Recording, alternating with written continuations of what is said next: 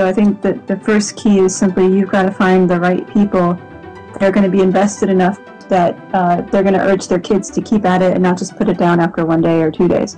Steve Fackenpole was the person that really helped organize it within Scanialis. And his kids were really, in many ways, I think, the best prepared out of everybody. And you can tell he was passionate about the project, so he made them passionate about it through his energy.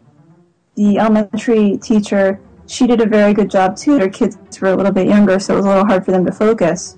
So by the time you got to high school, you're running into the problem that a lot of these kids could read music, and they started feeling like their score wasn't quite what they wanted it to be. Like there are kids that were trying to replicate Bach pieces, you know, like preludes or not preludes, that note for note as if it was a real score, instead of just trying to come up with something completely new. They found it a lot more challenging, I think, to use for that reason, because they already knew notation.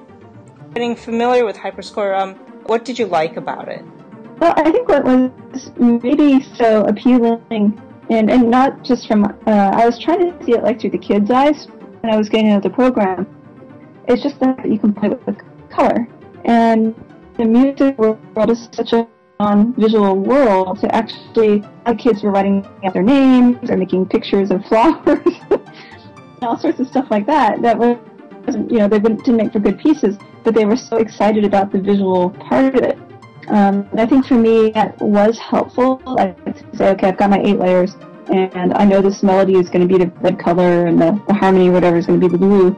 That helped visualize music differently for me.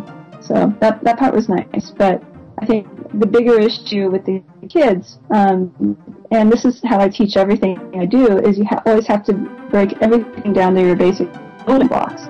But you need to actually give them a lesson on what's important in music, and how do you create something in music that's meaningful. So I basically gave examples of that and talked about it, and we broke down what the basics are through a series of little experiments that I could do with the kids. And that's how you help them create pieces. You have to tell them, okay, well, what's the melody? And a series of steps and leaps. You know, so you break everything down to your basic building blocks. And do you think having the particular visual representation in Hyperscore helped kids understand those concepts? Well, what I did when I was showing them, okay, like, what's happy music? So I showed them, you know, played a piece of happy music, and I'd actually prepared a Hyperscore of happy music. And I could say, okay, what's the red line doing? And people would say, oh, that sounds, you know, I'd just isolate out the red line, and then they could hear what that was, and then we could have a discussion that way. So it did help to take each color of the screen, of, you know, the 80 colors, and give those different functions, and then have the kids analyze out those functions. I actually did have one adult, too. I saw that he was on that blog post that you guys put up. He was actually, if you find more adults like him, he was so fascinated with your program. His finished piece came out really, really good. So he really got it. We could get into a much bigger dialogue about melody, harmony, development of motives and everything, and that's where the colors help, because once again you can say, okay, these colors, and you see how dense the colors will get in the middle there. Now if you thin that out and you try to take it higher in range and all that, it gave us something to talk about. But for someone that is already in the artistic field, being in design as he was, he could get much, much further, and that's when you really start treating them like, you know, any other accomplishments that you have in your studio. And I actually designed a whole huge amount of exercises that the teachers could start running with in Hyperscore to teach them about ways to use the tools of Hyperscore. So, for instance, I made a quick little exercise about range. So they make up a little melody, and then I have them trying to make their melody go to the very top of the range and listen to it, and then drag the whole thing down to the bottom of the range, so they could really start to learn what the range tool did and how that changed how they heard what they wrote.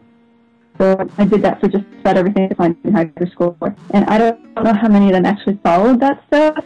I have a feeling that the middle school teacher did, because his kids were definitely more advanced when I got there.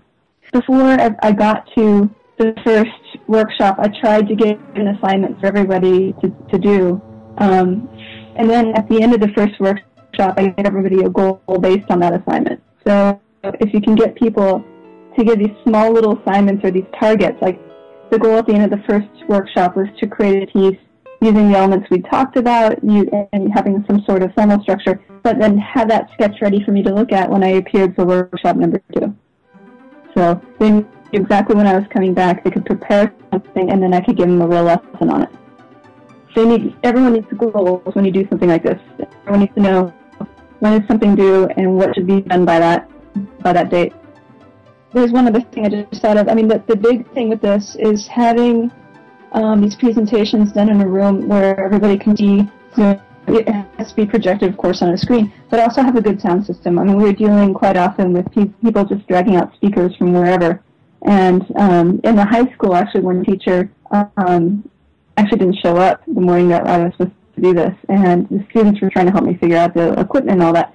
So I think just making sure people know what the equipment needs are and really getting that prepared ahead of time will save everybody some heartache.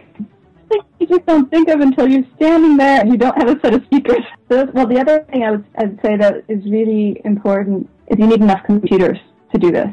If I had time, after I'd done a full round of the room, I could run back and start looking at the progress people had made during that workshop based on my suggestions earlier. And that was, I think, very beneficial for the kids that could hear from somebody twice. It was actually very enlightening to be able to talk with much younger students about these same words that we use in the university, but without having to do all the years to get there. So it was really fun for me to do.